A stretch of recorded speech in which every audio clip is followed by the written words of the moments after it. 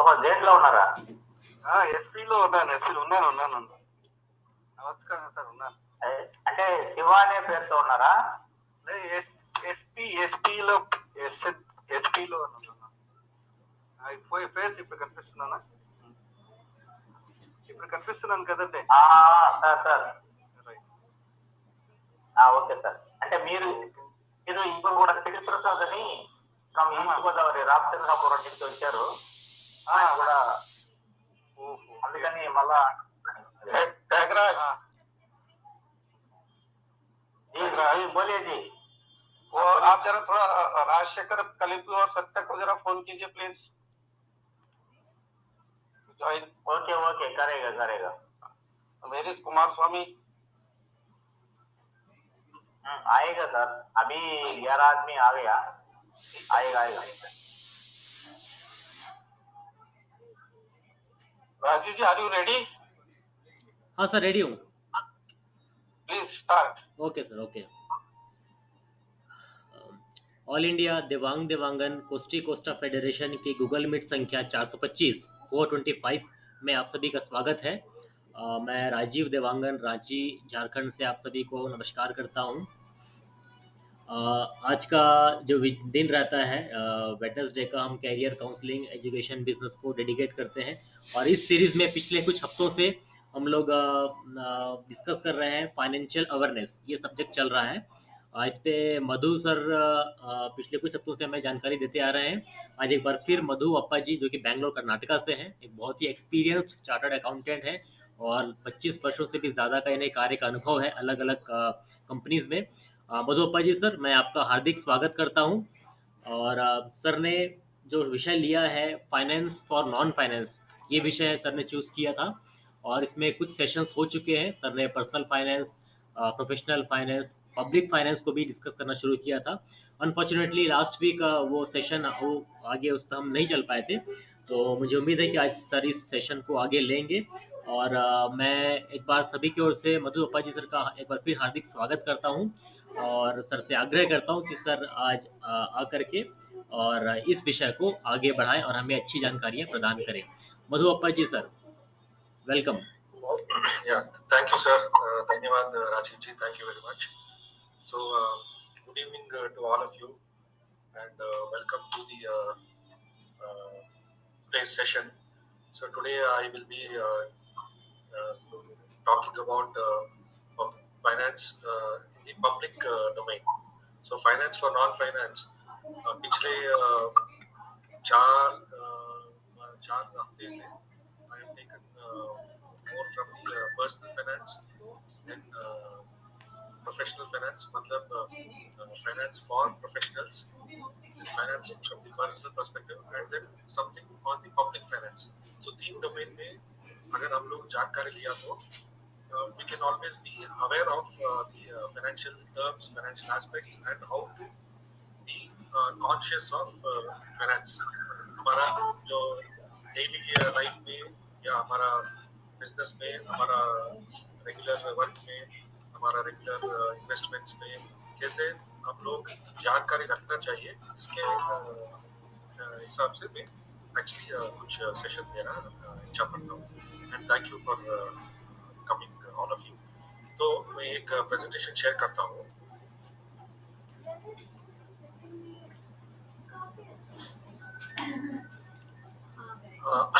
अभी दिख रहा है ना सभी लोगों को?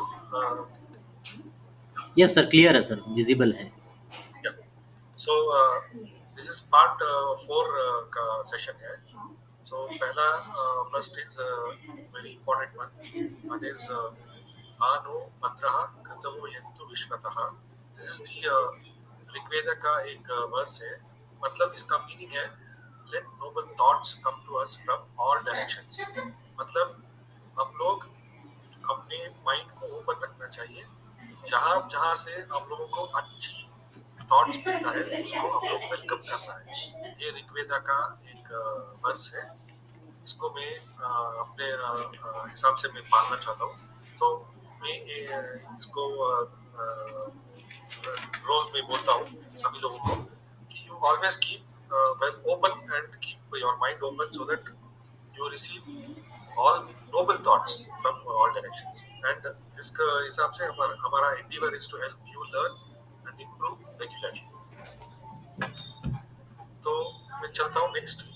Y public finance? Public finance क्यों आपको जानना जरूरी है? ओके, बहुत सारे चीजेस है. Like first for example inflation क्या है. इन्फ्लेशन अगर ज्यादा हुआ तो हमारा आपके लिए हम लोगों को क्या प्रॉब्लम होगा, या नहीं होगा, कितने प्रॉब्लम होगा या कितने कम प्रॉब्लम होगा. सो इन्फ्लेशन का एक जो भी रेंज है वो हम लोगों को रेगुलरली चेक करना पड़ता है. Then what is GDP? GDP is nothing but the economy का हेल्थ कर सकते हैं. कंट्री का इकोनॉमी का health you can call it as GDP. So GDP क्या है, कैसे चल रहा है, अगर ग्रो हुआ है कंपनी, अभी हमारा कंट्री जीडीपी के हिसाब से compared to other countries, how are we faring, whether we are growing, how is the impact because of corona, because of covid, is there any and what is the forecast, वो सभी जानने के लिए GDP is very essential. Then अभी आप लोगों को मालूम है कि LIC life insurance corporation, which is a government held public corporation, is now divesting its stake by 20% to the public, general public. तो IPO में जा रहा है, आप लोगों को सभी मालूम है. तो ये why LIC is going under public listing, that is mainly because LIC के लिस्ट शेयर प्राइस बहुत अच्छा है. गवर्नमेंट को एक रेवेन्यू मिलना चाहिए. The present government is also interested in divestment of the public holdings. Like आपको मालूम है एयर इंडिया को टाटा को सेल कर दिया, तो उसको बहुत सारा पैसा भी मिला. तो ऐसे ही LIC का जो भी स्टेक है उसमें थोड़ा स्टेक डाइवेस्ट कर रहे हैं, तो पैसा आएगा. तो गवर्नमेंट का और एक रेवेन्यू मॉडल है divestment of its investments. Then what will be the impact if USD INR depreciates to 80 rupee? अभी आप लोगों को मालूम है यूक्रेन एंड रशिया का वार में ऑयल प्राइस बहुत ज्यादा हो गया था. $130 पर बैरल का प्राइसिंग ब्रेंट एक्सचेंज में चल रहा था, लेकिन वो थोड़ा अभी कम हुआ है. एंड आप लोगों को मालूम है India is buying oil from Russia directly without any and at a discounted price. So if it is an imported, so what happens is अगर 80 रुपीज हुआ तो हमारा imports ज्यादा हो जाएगा. मतलब $1 मुझे 80 रुपीज पे करना पड़ेगा. अगर $1 70 रुपीज है तो मुझे 10 रुपीज का बेनिफिट मिलता था. सिमिलरली एक्सपोर्टर्स को $1 का एक्सपोर्ट है तो उसको अगर 70 रुपीज है तो सिर्फ 70 रुपीज मिलेगा. अगर 80 रुपीज है तो 10 रुपीज एक्स्ट्रा मिलेगा उसको. लेकिन इंडिया में क्या है, we are still a net importer. मतलब हमारा exports is lesser than our imports. So this any dollar depreciation is going to hurt our economy. So इसलिए RBI always keeps coming in and stepping in and then trying to ease out the situation of foreign currency movement. तो वो सभी हम लोगों को जरूरी, मतलब see you don't have to be an expert in all these things, मतलब but you have to be aware of these things. ये जनरल अवेयरनेस होना चाहिए पब्लिक फाइनेंस के हिसाब से. So what is the forex reserve? Forex reserves actually last अक्टूबर के बाद हमारा शेयर मार्केट में क्या हो रहा है, lot of MNCs, FIIs, this is foreign institutional investors, they have been selling their investments in India and taking their money back. तो थोड़ा फॉरेक्स रिजर्व्स कम हुआ है, लेकिन उसका इतना ज्यादा इम्पैक्ट नहीं है हम लोगों को, because our forex reserves is very good. But remember situation when एक सिचुएशन था 1998-97 में, हम लोग dollar reserves was very very low. We had only about 14 days का dollar reserves too, and that 14-day dollar reserve was helpful for importing oil. So we went to UK, pledged gold, and then bought forex. If you remember, बहुत पुराना एक हिसाब हुआ था. From that time onwards, foreign reserves keeping in India is becoming a very very important thing. And Nifty 50 क्या है? Nifty is stock exchange, आप लोगों को मालूम है, this is online exchange, I mean NSC is an online exchange. Nifty is nothing but a index है। Nifty 50 is the index, top 50 performing companies in Nifty is called as Nifty 50। तो Nifty 50 grow हो रहा है या नहीं हो रहा है, वो सभी हम लोगों को थोड़ा अवेयर होना चाहिए। ओमिक्रॉन इम्पैक्ट, ओमिक्रॉन कोरोना का आपको मालूम है, कोरोना का इम्पैक्ट ओमिक्रॉन के हिसाब से नहीं हुआ है, ज्यादा नहीं हुआ है, मतलब it came and it went, we didn't feel that there is going to be impact. However last year आपको मालूम है, सेम अप्रैल मई मार्च अप्रैल मई में इतना नुकसान हुआ था। There were so many deaths, there were so many lockdowns, and there were severe issues of oxygen not available, hospital beds not available। तो वो इकोनॉमी को बहुत हर्ट हुआ है, लेकिन Omicron definitely never had any impact. Then unemployment rate has decreased to 8.1%। तो ये जानकारी रखना चाहिए। अनएम्प्लॉयमेंट रेट कम हुआ है तो मतलब that means the money earning among people is increased, then spending will also increase. Okay, then RBI does not change the repo and reverse repo rates. This is nothing but the rates which RBI uses for buying money from the market and also lending money to the market. Then what is the role of CAG, Controller and Auditor General? He is nothing but the government auditor. Auditor of the government is called as CAG. So this is just a thought that why you should be aware of all these things. Just awareness will always help, because in one way or the other it will impact you. For example, if you are a textile manufacturing business में अगर है, तो आप लोगों को China का silk अभी 6,000 rupees हुआ है, आप लोगों को मालूम है, 6,000 to 7,000 रुपीज हुआ है पर this thing bag। So that is going to hurt you in your production very badly। जो एक साल या 1.5 year के बाद just it was about 3,000 rupees, it has suddenly doubled to 6,000। That will impact।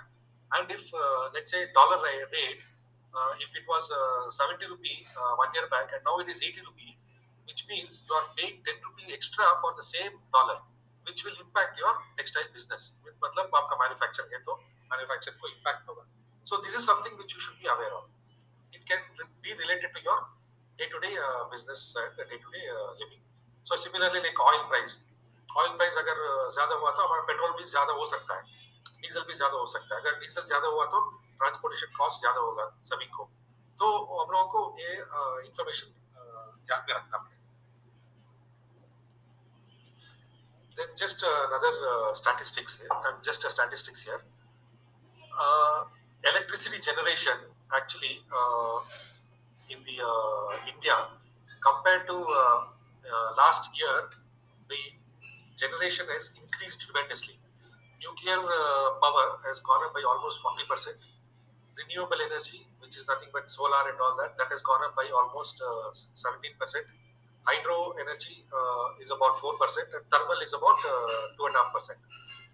This is nothing but which will help us to understand that if power generation is improved, which means industries ka production also has improved। Okay, this is just a statistics। Then India ka growth trajectory, matlab if you look at it, the growth from Q1 FY20, I have just given till Q3 FY22। Q3 FY22 matlab December tak, if you notice, it is almost about GDP growth। GDP growth is about 5.4% as against so we have reached now almost pre-corona time। Corona FY20 was the period when corona was first hit, if you remember। So if you notice, the GDP growth was 5.2% and then it drastically came down to 4.4, 4.1, 3.1 and became negative। Entire Q1 FY21 May it became negative। This is the time when we had this delta impact, severe impact, and then again it was -7 and then it started growing। Q1 FY22, that is this thing April to June quarter, that improved drastically And now we are seeing we are back to our olden days. There is some improvement going on in the economy. And another statistics, if you look at it, GST collection was almost about 1,33,000 crores for the month of February, which is almost 20% higher compared to last year. So, which means that GST collection improve over matlab economy is picking up. Then India's GDP growth rate from 1961 to 2022 तक में दिया हो. Growth rate for 2020 was negative because of COVID impact, whereas 2019 was only 4%, decline of 2.49% from previous year, whereas 2018 was 6.53%, decline by 0.26% in the year 2018. If you remember very well, during the general elections of 2019, when NDA government came back, there were always some issues going on saying that GDP growth has declined. GDP growth has declined. Lot of people commenting saying that GDP growth has declined by almost 2.5%, and the growth is negative, which means when you compare to 2018, 2019, growth is lower. So that means negative. So Modi, our Prime Minister, will not come back to power. Narendra Modi will not come back to power. BJP will not come back to power. ऐसे बहुत कुछ चल रहा था. That is the reason. The reason was actually there was a growth decline in the GDP in 2019.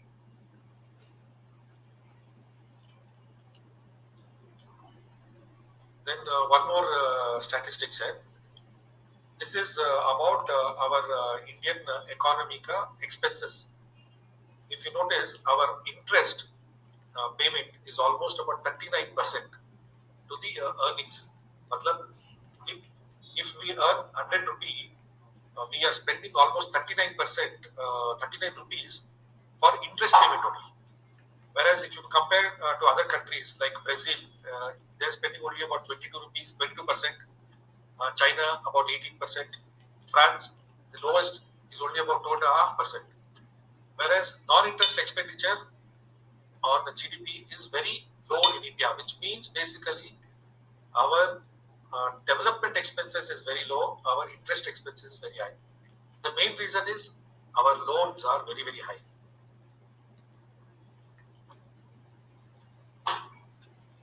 So this is just a quote from Nikita Khrushchev, which is who was the Madhuppa please sorry, ये जो आपने interest का जो बताया है 39%, वो थोड़ा सा इलेबोरेट करके बता सकते हैं कि कहाँ का ये मतलब इंटरेस्ट जा रहा है, टू विच इंस्टीट्यूशन और विच कंट्री, थोड़ा सा हमारे प्रेक्षकों के लिए प्लीज. एक्चुअली मेरा अगले स्लाइड्स में कुछ मैं दिया हूँ, when it comes there I'll explain to you, sir. Okay, thank you. So economics is a subject that does not greatly respect one's wishes. Matlab, if you understand this, see, everybody has got wishes. You know, I want to buy a car, I want to invest in land, I want to buy a house, I want to go for a foreign trip. But with all these things, only your earnings, if you have earnings, then only you'll be able to spend also. But earnings is totally not dependent on your wishes. Earnings is dependent on a lot of factors. One factor is your business or your job. The second factor is how the economy is doing. You know, that is another factor. So economics will never respect somebody's wish. Okay, economics will not say that yes, okay, Arun ji को एक car चाहिए, Audi car, तो yes, you can go ahead and buy it. Then Rajiv ji को एक मकान चाहिए, he wants to buy a house, okay, go and buy a house. Madhu ji, he wants to go to some foreign trips, yeah, let him go. ऐसा कुछ नहीं होता है. Everything is just boils down to finally what is your earning and how you are able to earn in the economy. Then, yeah, public dimension. Now I will just tell you some aspect of this economy review. So I'm just trying to cover these points. Basically, repo rate, reverse repo rate क्या है, GDP क्या है, tax collections क्या है, difference between direct tax, indirect tax, what is MSP, minimum support price, what is budget deficit, fiscal deficit, what is non-performing asset, what is double taxation avoidance agreement, and how does OPEC, it is oil producing countries का decision, how it does it impact, what is an intellectual property like patent क्या है, trademark क्या है, copyright क्या है, and auditor CAG, what is the CAG's role. I'm trying to cover all these things in future slides. Okay, now the other thing is funds and cash. मतलब how our economy is getting funded and what is the role of RBI and all. See, RBI is nothing but a central bank.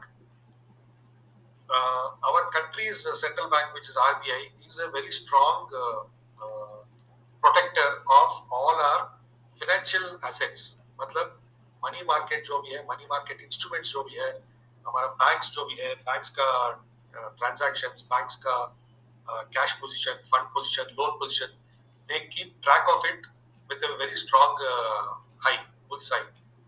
But still, like you have come across a lot of fraudulent transactions, like Kingfisher, Malyaji, creating a big bankruptcy issue for his own company, and also evading a lot of money for a lot of Indian banks. And even the Nirav Modi, if you remember, he fooled the banker very much, and then he took money, evaded, and then not repaid any debts, and escaped from the country. These are some like something high profile cases. But day in day out, there are a lot of cases which keeps happening. Like some of the cooperative banks got like they fooled the public with a higher interest rate, and then one day they shut the store. Even a lot of Indian banks also got merged with non-good performing banks, primarily because of non-performing assets skyrocketing.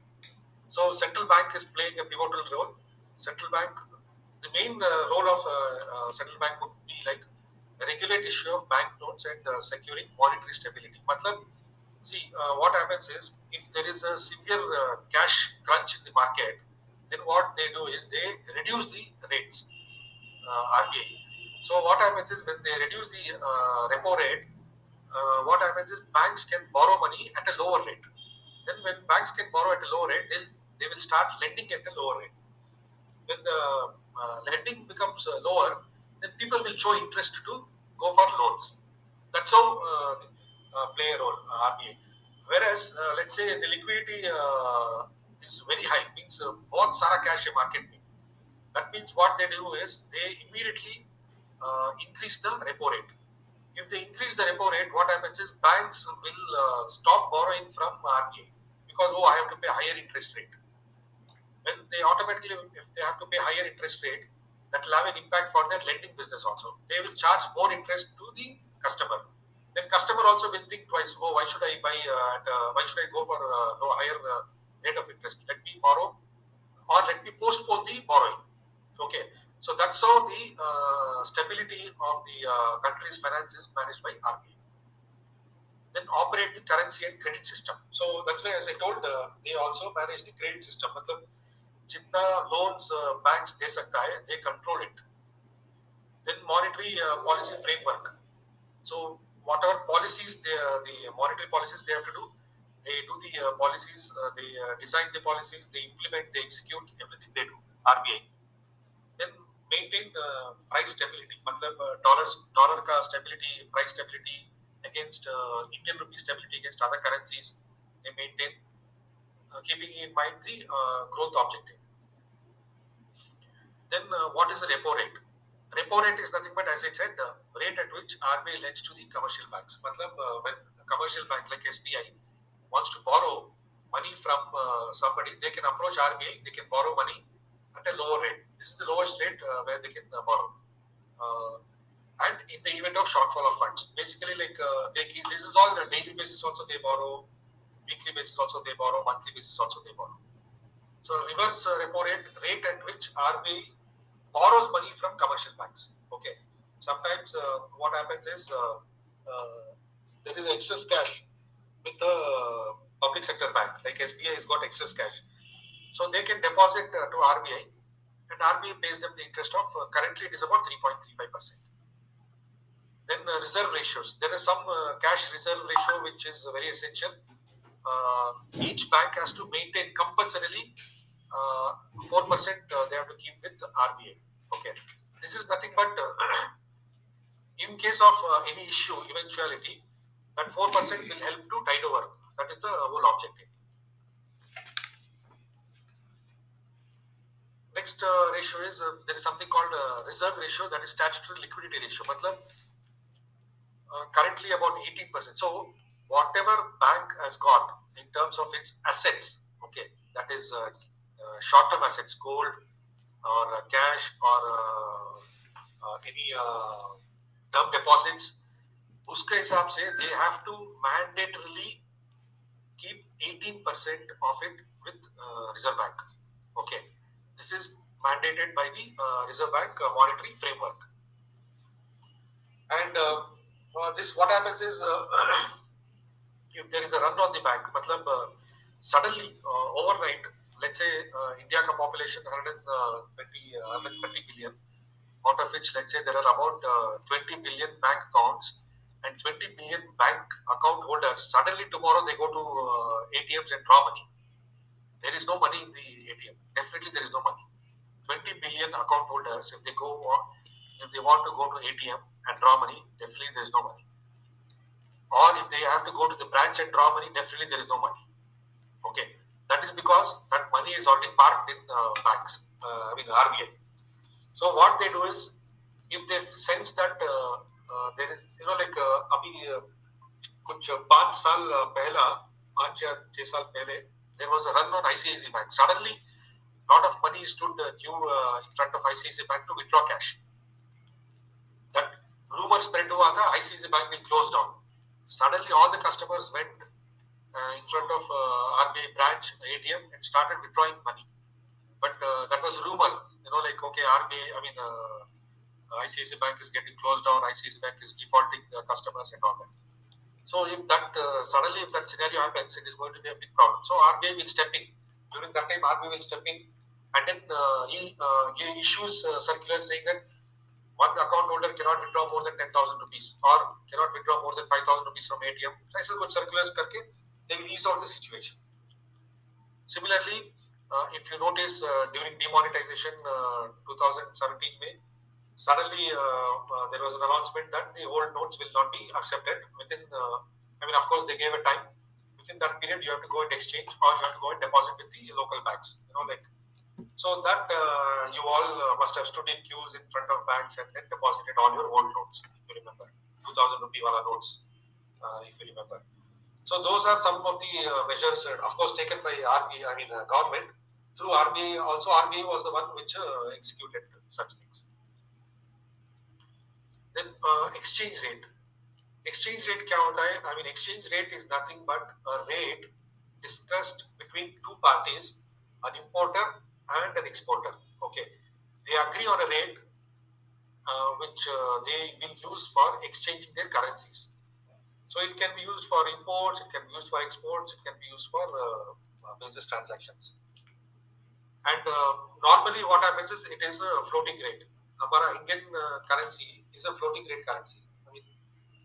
Whereas if you look at it, if you look at the Chinese yuan is not a floating rate. That is a peg currency. Peg currency matlab they will fix the rate and that rate will remain constant forever unless they change it. Okay. So peg currency, you know for sure that, see, one advantage in peg currency is you know for sure that if you are exporting for let's say $1 lakh, you are sure that you will get that money in your currency. Okay, you don't have to worry about okay, I may get less, I may get more, nothing. Similarly, if you are importing something in a peg currency scenario, if you are importing something, you are sure that you have to pay only that much money. No matter how the dollar behaves, how the euro behaves, but your currency will not change at all. That is a peg currency. And lending and Sir, namaste, but can you please explain it more? I'm not able to understand this point. Peg currency and fixed currency. Can you please explain it more? Give some more examples. I'm a layman, so just wanted to know more something about this. yeah, okay. See, what happens is the central bank of any country. Okay, for example, in India, RBI is the central bank. Central bank monitors the inflow and outflow of foreign currencies because it is through the banking channel only. So they monitor the inflow and outflow of currencies. And what they do is, I mean, in our scenario, the floating rate scenario, the market determines the rate at which USD versus INR behaves. Okay, whereas means basically that is demand and supply. Okay, floating rate is nothing but demand and supply. Let's say India has got $2 billion of import payments to be made tomorrow. That is on 17th of March. Whereas export receipts is only about $1 billion. Okay, 2 billion payments as there, 1 billion receipts is there. So there is a shortfall of $1 billion. So what happens is $1 billion you have to buy in the market. Okay. Now RBI, what happens is RBI can intervene. Okay. Suddenly, if there is a 1 billion shortage, then the market, the demand for dollar goes up, which means, let's say I am paying 75 rupees for a dollar, because there is a shortage of dollar, then the dollar rate can go up to 85 rupees because people are panicked. You know, oh, there is no dollar in the market. I have to buy. I have to meet my commitment. I have to meet my import commitment. I have to make that payment. So they go and ask for bank. No, you block my currency. And you give me currency. Then banker will say, no, there is no supply. If you want, you pay me 85 rupee. I will give you $2 billion. Then what happens is that is going to have a huge impact on the person who is making the payment, especially the importer, for example. Then RBI can step in and then say they will release that 1 billion shortage to market and then maintain the stability of, okay, let it be at 75 only. Okay, 75 matlab, okay, 75.2 or it can be 74.9. So it is basically purely on the basis of demand and supply of the currency in the market. That is the floating rate, market determined rate. Whereas in a pegged currency, kya hota hai? That is a fixed rate. You can call it as a fixed rate.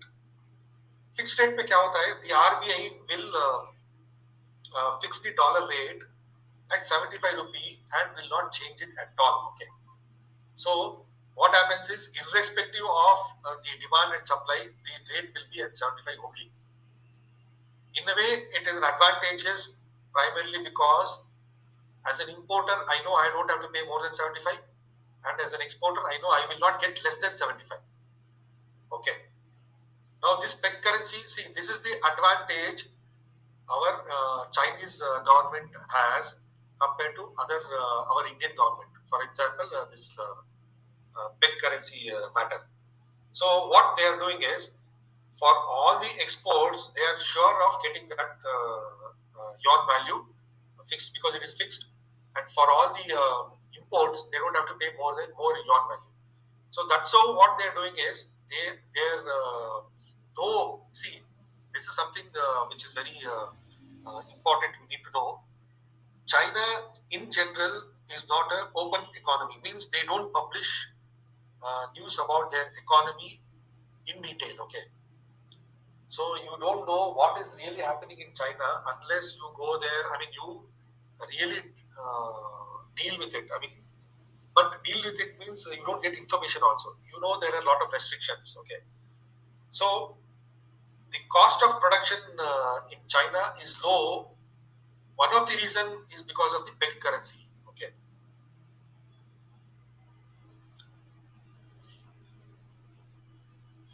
You understood or any more questions? Yeah, that's a good thing. I think it was. I was able to make out what you meant to say. So it is the government. Sorry, sir. Is it the government who decides whether its economy should be big or floating or something like that? Or, as you said, that China, it's a good thing that the China is having that kind of this thing. So, but our Indian government, it is different. So, is it the government that decides on what type of currency it wants to have? Yeah, government and the central bank. See, unilaterally, government cannot decide. But in Indian scenario, it is RBI Yes. which decides. Okay, in Indian scenario, whereas in a Chinese scenario, of course, China may it is the government which decides.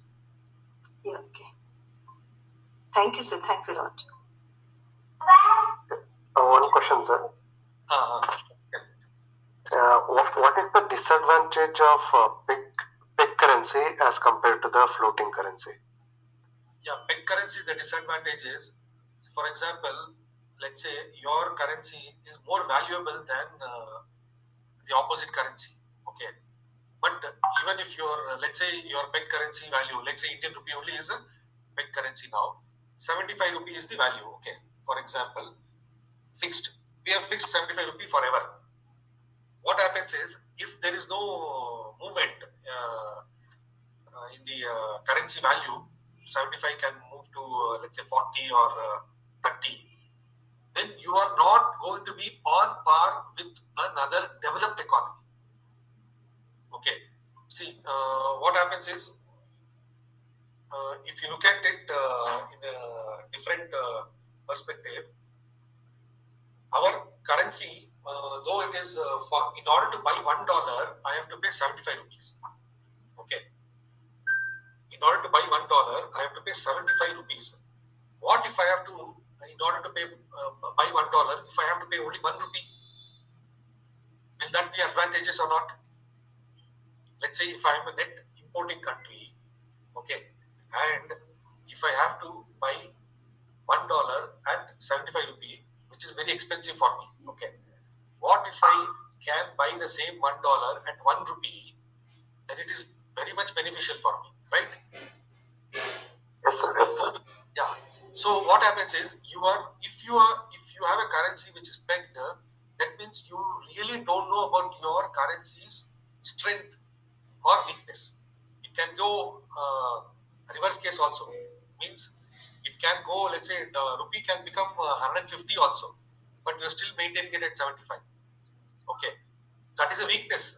But strength is, it can go up to 1 rupee also to a dollar. That is a strength. So in a peg currency scenario, what happens? You really don't know your strength and weakness of your currency. That's all. Yeah, understood. Understood. Yes. Yeah. Thank you, sir. Thank you. Okay. Then what are the lending rates and deposit rates? Lending rates, basically, this is the rate which banks cannot lend below. The base rate is about 7.25%, which means this is the minimum rate at which banks can lend to a customer. It can be a corporate customer or a business customer or an individual customer. It cannot lend below than 7.25%. This again is determined by RBI. RBI, they keep the base rate and all that in order to make sure that, like as I said, over supply of currency in the market or under supply of currency in the market to maintain that stability, price, market stability of currencies, or rather market stability of funds in the market. Then MCLR, that is nothing but the rate which basically banks can borrow from interbanks, which I can borrow from my, let's say, counterpart. SBI can borrow from Canara Bank, or Canara Bank can borrow from this thing, Union Bank, like that.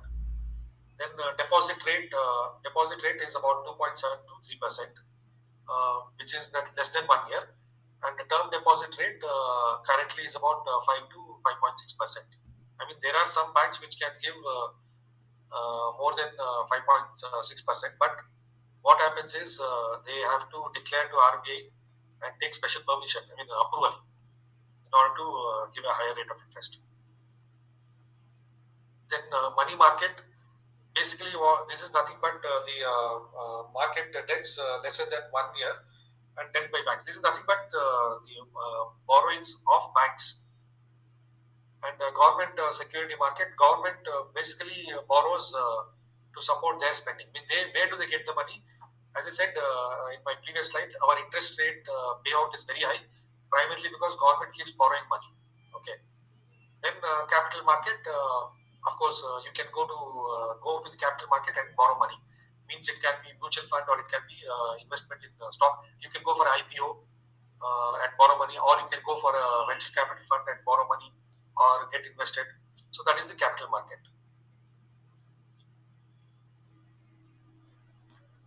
So next, I'm just telling you about this is the revenue. This is how what kind of debts we have. Arun ji आपने पूछा था. So basically हमारा debts के हिसाब से almost about $69 billion is multilateral. मतलब I am borrowing from various agencies. Like for example, ASEAN. ASEAN is a group which lends money. So this multilateral is nothing but I have an agreement with ASEAN and I am borrowing money. Bilateral is basically, our exposure is about $31 million. Bilateral is just an agreement between two countries. So I may have borrowed from, let's say, Russia, or I may have borrowed from US. So that is bilateral. IMF loans, as we all know, it's an International Monetary Fund loan. Multilateral includes World Bank loans. Okay.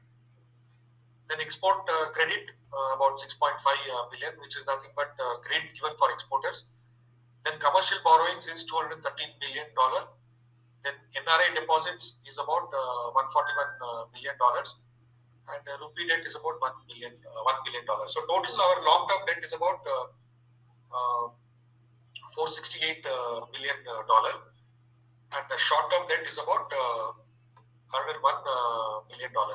So this commercial borrowing and short-term debt is nothing but which translates to almost about 37 plus 54%. This is nothing but the borrowings at the market rate, not at the subsidized rate. These are the borrowings at the market rate. So if you look at it, how we are earning our revenue, see our 35 paisa is coming from borrowing. But we don't have, our earning is only 65 rupees. Whereas I am, in order to meet my commitments, I am borrowing from the market 35 paisa. If you just split that into paisas in 1 rupee.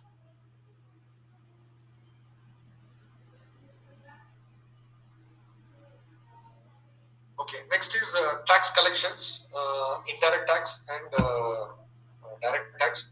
This is the government revenue. One of the major revenue for the government is nothing but the tax collections. Indirect tax is about 28% and direct tax is 30%. For the first time, our direct tax revenues have gone above compared to indirect tax revenues. After a very, very long period, direct tax revenue is higher than indirect tax revenues. See, direct tax revenue is nothing but a tax on the person, on an individual, or on a business, or on a corporate, or on a partnership firm. So it is basically on an individual.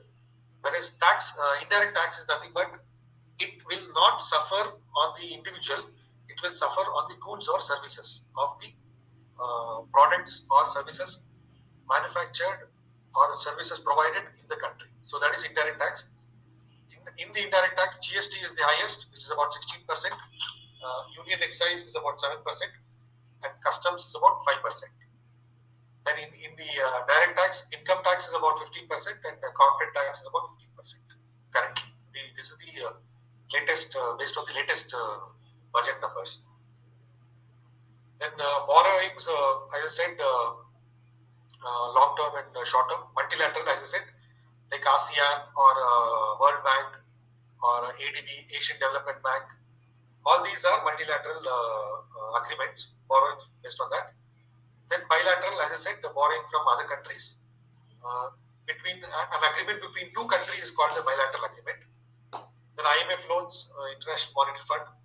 Then export trade, commercial borrowing, and NRI deposits. If you notice, NRI deposits is also a significant money flow for our country, which is almost about 25% out of 100%, 25% is coming from NRI deposits. So जो भी लोग बाहर जा रहे हैं, बाहर गए हैं, Indians who have gone abroad, they keep remitting money to India either because of their parents or because of their family or because of their attachment to the country. So that is something almost 25% coming back. Sir, one question. With respect to the direct tax and indirect tax, so you said that direct tax is growing more than the indirect tax. What it indicates with respect to the national growth? See, end of the day, what happens is direct tax is on the income earned by the individuals either through their effort, that is salary income, or the business, that is partnership, or a sole proprietor, or a company. What happens is, see, indirect tax, if the indirect tax is lower, then what, see, it is actually an issue, an advantage and a disadvantage also. If the indirect tax revenue comes down, that means that products and services production has also come down. Okay, that is an indication that it has come down. Okay, but that is also an indication that probably the value of the goods have come down. Means whatever, let's say the toothpaste or soap I used to buy at 10 rupee or 50 rupee, now it may have come down to 40 rupee. Okay, which is an indication that the goods have become cheaper and services have become cheaper, which is a good sign for the economy that, okay, so what happens is availability of products at a cheaper price means consumption will increase. Okay, let's say if you want to go to a hotel and eat a meal, if it is 100 rupee, you will think twice. If it is 50 rupee, you will not think twice. Okay, you will say, okay, 50 rupee, I'll pay and then go and eat meal. Whereas if it is 100 rupee, you will think twice. Okay, 100 rupee I have to spend. So if it is 50 rupee, that means your consumption will also automatically increase. Okay, that is one way of looking at it. But the other way of looking at it is,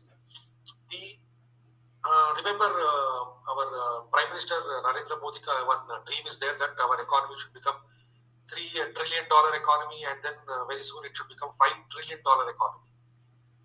But if our GST revenue is coming down, that it is an indication that it cannot become a $3 trillion economy very soon or a $5 trillion very soon. The prices have to be, indirect tax has to go up, then only our GDP will also grow faster, and we will have an economy of almost $3 trillion or a $5 trillion economy. So currently our GDP is about $2.6 trillion. Of course, if there was no corona, we would have already crossed 3 trillion last year itself. But we may cross 3 trillion next year. That is there. But there is also another thing, if you notice, okay, there was always people saying that why petrol prices is not reduced when the oil price was down to $30 in 2021. Sometime in January, February, it had dropped till $30 per barrel. But still, our petrol price was about 85, 90 rupee and 100 rupee and all that.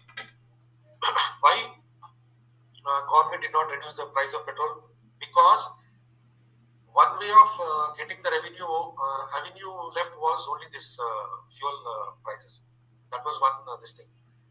Second thing, like today also, if you look at it, there is an option that if the petrol prices are high, then what happens is, let's say consumption happens, whoever is consuming the petrol or diesel, he will charge his product a little high.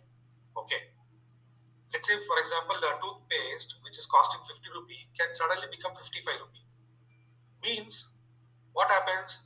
The revenue for government will increase by 18% on the 5 rupee, the additional charge. Okay. So what happens? Automatically the economy value is increased by 18% of 5 rupee. You got my point? So Yes, sir. tomorrow, Yes, sir. let's say this 55 rupee can become 60 rupee or 100 rupee. Let's say toothpaste, which is costing 50 rupee, can become 100 rupee also. Then automatically our GST revenue will also increase. Okay. But the downside is the consumption may come down. Consumption, let's say I'm buying a toothpaste one pack every month.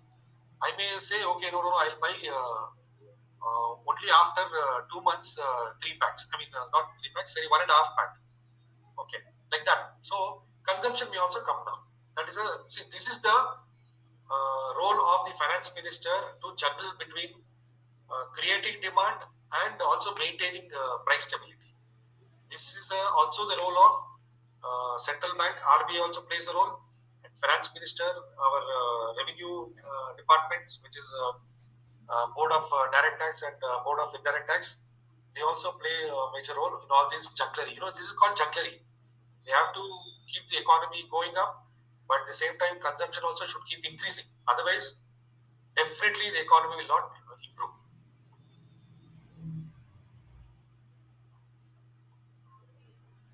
Yeah. Next, I was thinking this is the spending of government. Like so, the major payment, major spending is like interest payment. This is based on the 2022 budget. This is the 2022 budget numbers. So whatever money I'm spending, 20 rupees is going for interest payment only. Okay. Then almost 17 rupee is going to the states as part of share of tax. Then 15 rupee is going as part of central sector scheme. Then 10 rupee is going for finance commission and other transfers. Then 9 rupee is going as centrally sponsored schemes. Then another 9 rupee is going as other expenses. 8 rupee is going to defense. Subsidy is going to about 8 rupees. And pension is about 4 rupees. Okay. So if you look at it, because our loans are very high, our interest payment is also very high. So if we reduce our loans, then definitely we can reduce our interest payment also. This money can be diverted for any developmental projects like centrally sponsored scheme or central sector schemes.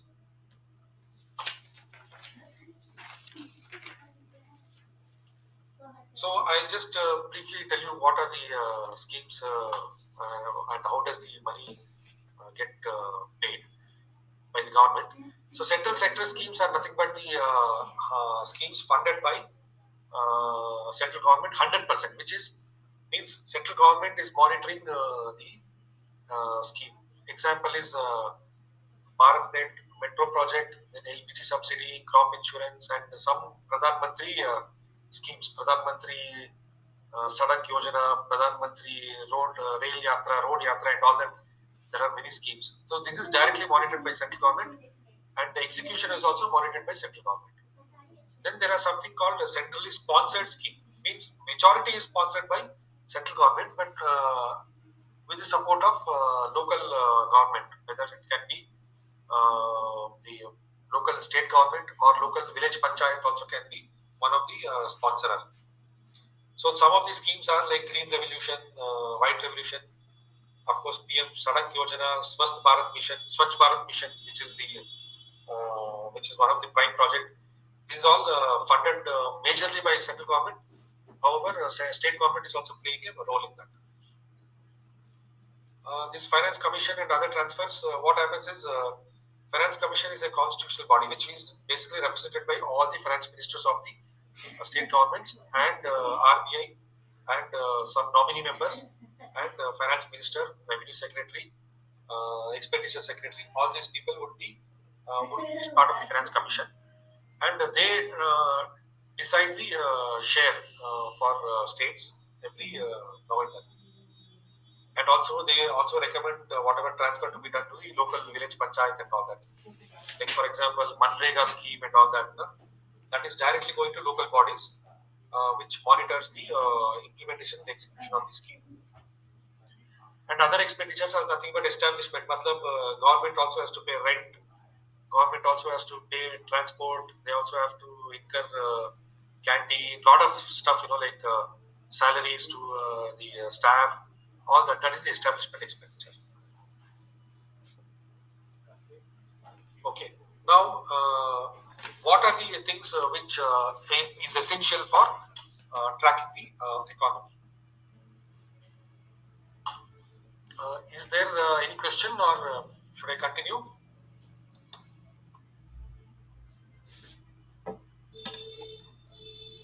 Madhuji, I think we should invite the question of who are present here, and we can continue next week also. Yes, sir. Now it is 9:30. Correct. Yeah. कोई सवाल को कोई पूछना चाहे तो कोई clarity ले सकते हैं मधुपा जी सर से personally. Anyone, anybody?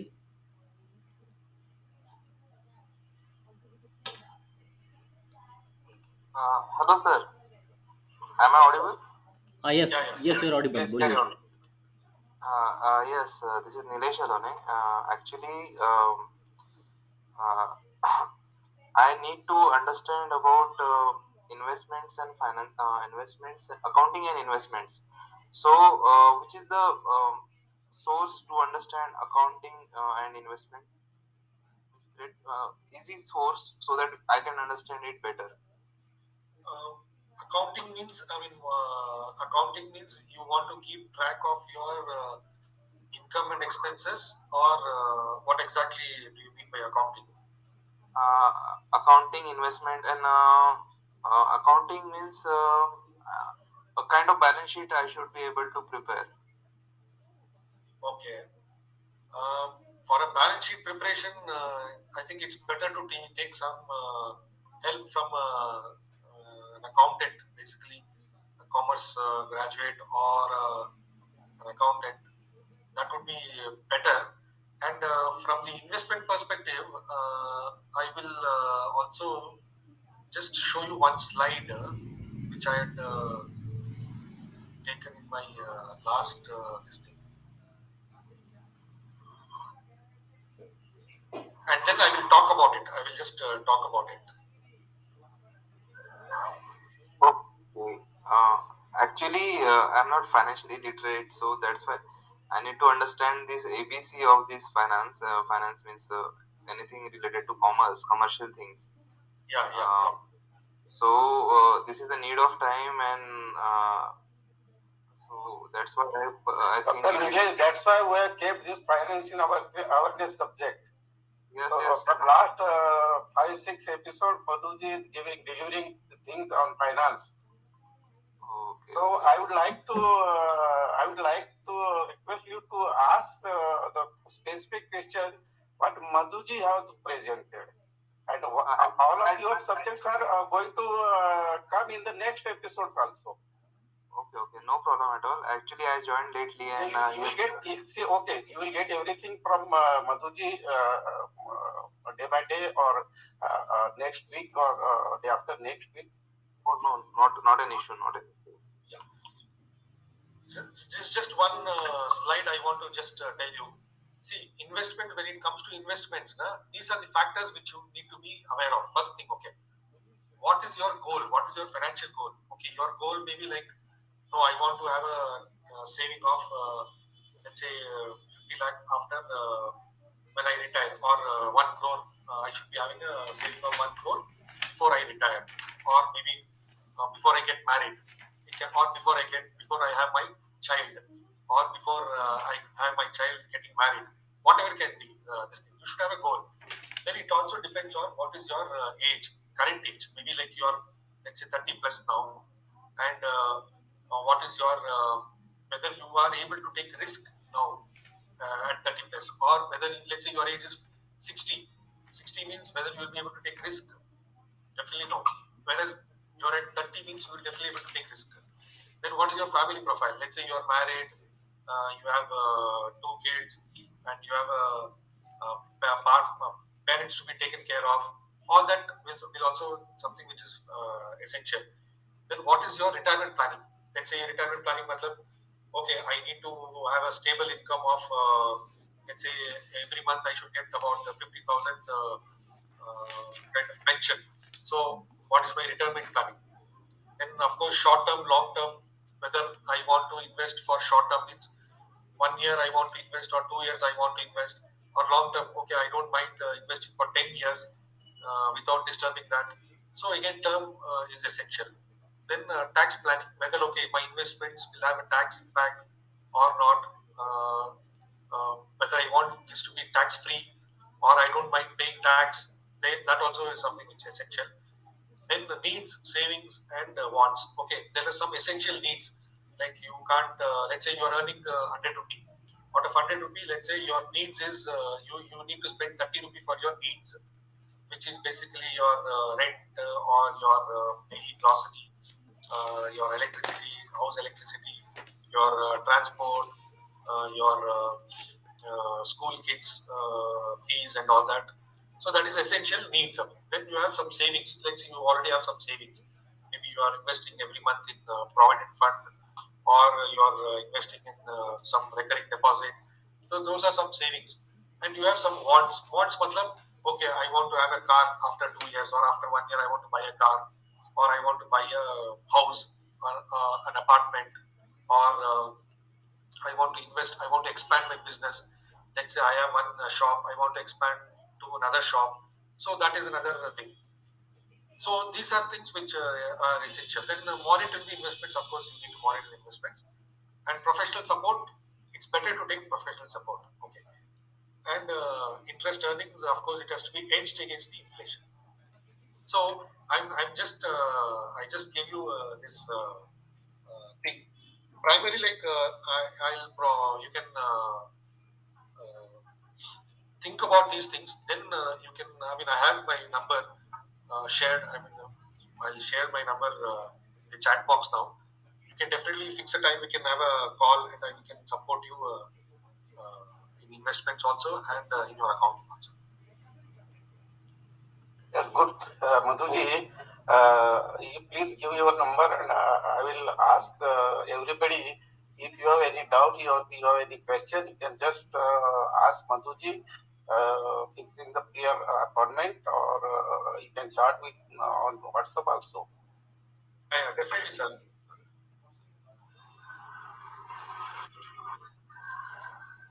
Rajuji, Sir, Madhu, जी sir. yeah, please. Yes, Sitaji, please. that was wonderful listening to Apaji sir, and I really feel privileged to have learned so much because I'm completely layman regarding economics, and I was like feeling as if I was sitting in an economics class listening to my teacher and understanding each and every bit. Like I had this apprehension that I may not be able to understand any bit, but a lot of things that you gave in a very specific manner, examples, it was wonderful, really. And I wish, I congratulate all of you, and I just thank every one of you who have organized such a wonderful Google Meet. It was very nice. Thank you. Sitaji, see, we should know the what is the finance, the basic things in the finance. So we are grateful that Madhu Appaji is delivering all these lecture in all the episodes, and I'm sure more episodes will be more interested, and you can join and enjoy and have information. Yes. Zarur. Yeah, please, Madhuji. Yes, sir. Thank you. Raju ji, जी sir बोलिए sir. हम लोग अभी conclude करेंगे क्योंकि अभी now it is 9:40. हाँ, yeah बिल्कुल sir. We can continue with Madhuji in coming episode. Sure sir, बिल्कुल सर. After that also. जी सर. और पूछ लीजिए एक बार, और किसी को कुछ पूछना है तो और किसी के मन में कोई डाउट है तो प्लीज आस्क. कोई सवाल आज के सेशन से संबंधित. Yes, sir. I have also given my number chat box में. जी. So मधु सर ने अपना नंबर चैट बॉक्स में शेयर किया है सारे मेंबर्स को. थोड़ा सा हिंदी में थोड़ा सा समझ कीजिए 2-4 मिनट में, ताकि बाकी लोग भी समझ सकेंगे. और मधु अप्पा जी ने बहुत ही मतलब शानदार आज का लेक्चर डिलीवर किया है, और आपने आपने शायद उसको रिकॉर्ड भी किया है। जी, जैसे कि सीता बालाजी ने कहा, बहुत बढ़िया कहा कि ऐसा लग रहा है कि हम लोग फाइनेंस या इकोनॉमिक्स की क्लास में हैं और हमें काफ़ी चीज़ें डिटेल में मिल रही हैं। बिल्कुल, मेरी भी सेम फीलिंग्स है कि मधु सर का सेशन आज का ही नहीं बल्कि पिछले 2-3 सेशन पहले भी जो सर ने स्टार्ट किया था, पहले पर्सनल फाइनेंस से, फिर प्रोफेशनल से और पब्लिक फाइनेंस, जो कि फाइनेंस का सबसे बड़ा डोमेन होता है। इसमें वो तमाम चीज़ें जो हम लोग रोज़मर्रा की बोलचाल में यूज़ करते हैं, पढ़ते हैं, सुनते हैं, जैसे कि इन्फ्लेशन रेट हुआ, जीडीपी हुआ, forex reserve, repo rate, reverse repo, बहुत सारी चीज़ें हैं जो फाइनेंस से रिलेटेड है, जो हम लोग यूज़ तो करते हैं, सुनते तो हैं, लेकिन हम उन चीज़ों का मतलब शायद नहीं जानते हैं, बहुत से लोग नहीं जानते हैं। और ये subject specially finance for non finance है, तो जो नॉन फाइनेंस पीपल हैं उनको, उनके लिए सेशन है। तो हाँ, हमें इन टर्म्स का बेसिक आइडिया होना ज़रूरी है। तो उसी ऑब्जेक्टिव से ये सेशन लिया गया है। सर ने बहुत अच्छे से बताया है पिछले सेशन में भी और आज भी, बहुत ही सिंपल लैंग्वेज में एक्सप्लेन किया जीडीपी के बारे में, ये कैसे इम्पैक्ट डालता है, जीडीपी कब घट रहा है, बढ़ा है, पिछले 2-3 साल में इसका क्या इसका रहा है। फिर इकोनॉमी रिव्यू में सर ने बताया बहुत सारी चीज़ें जीडीपी से रिलेट की, टैक्स कलेक्शन इंडिया, हमारे गवर्नमेंट ऑफ इंडिया जो करती है, उसमें डायरेक्ट और इनडायरेक्ट का क्या रेशियो है, इसके क्या मायने हम ले सकते हैं, डायरेक्ट और इनडायरेक्ट को हम कैसे समझ सकते हैं, गवर्नमेंट की स्पेंडिंग्स कहाँ कहाँ हैं, किन किन स्कीम्स में है, सेंट्रल फंडेड है या किस तरह की स्कीम्स में हम गवर्नमेंट फंड देती है, सेंट्रल बैंक जो हमारे कंट्री का है, जिसको हम रिजर्व बैंक ऑफ इंडिया कहते हैं, इसका क्या रोल है फाइनेंस को कंट्रोल करने में, ये कैसे इकोनॉमी में इम्पैक्ट डालती है, उसको सर ने समझाया है।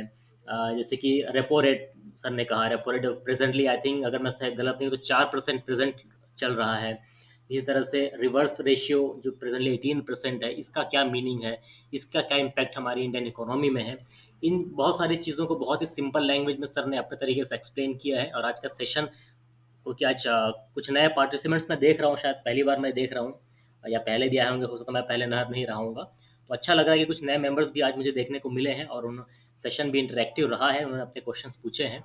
तो ऐसा ही सेशन आगे भी रहेगा। मधु सप्पा जी सर बहुत एक्सपीरियंस्ड हैं और उनका जो नॉलेज शेयरिंग है हम सभी के लिए बहुत फ्रूटफुल रहेगा।